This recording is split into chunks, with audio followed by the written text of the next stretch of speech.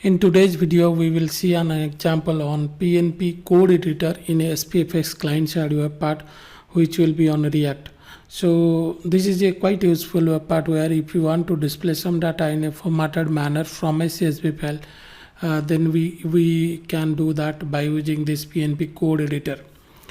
Now, as usual, I have created a application or a SPFx client-side web part, and once you add that, then you will be able to use it.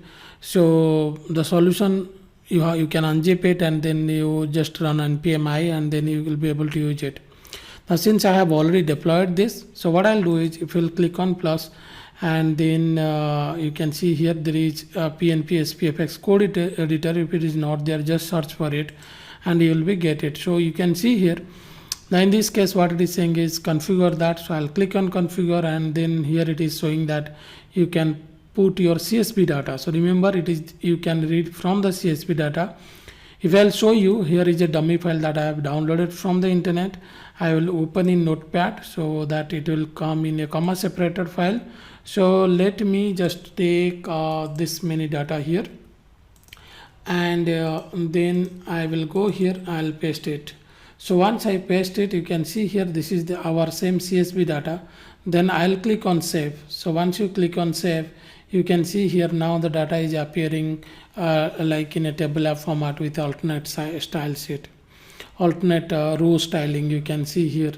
Now this is what, so let's say you have some data, you want to just display it in a tabular format. You can use this PnP code editor which will render this your CSV data in this format.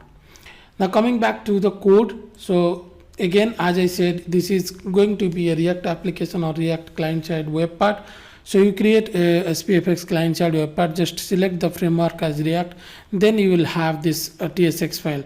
But before that, in this case, .ts file, in this .ts file, as I said, the code editor, we are reading it from the property pane, like it is asking us to configure, and then you can configure it.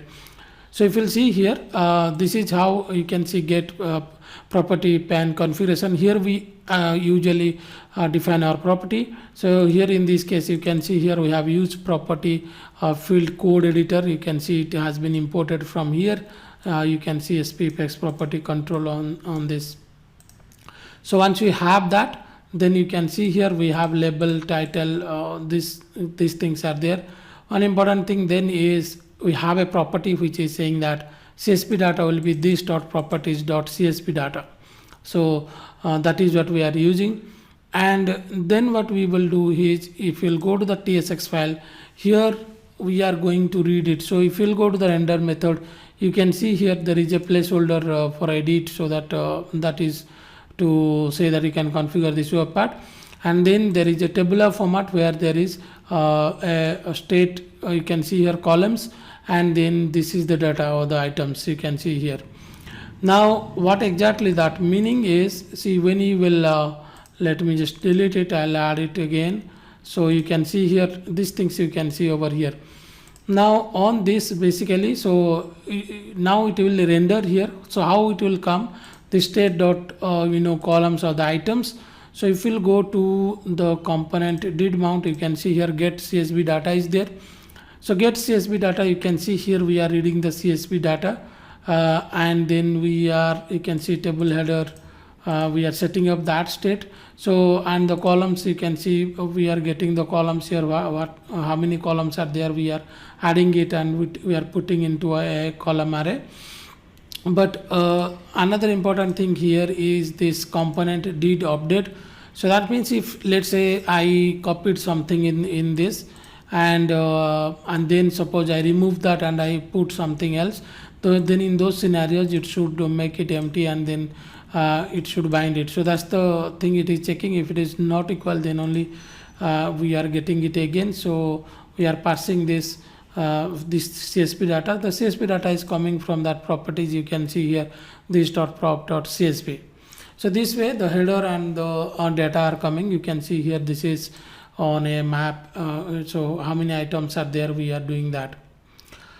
So for the each field, you can see here there is a TD associated with that. So each row there is TR. So this is basically the rendering part.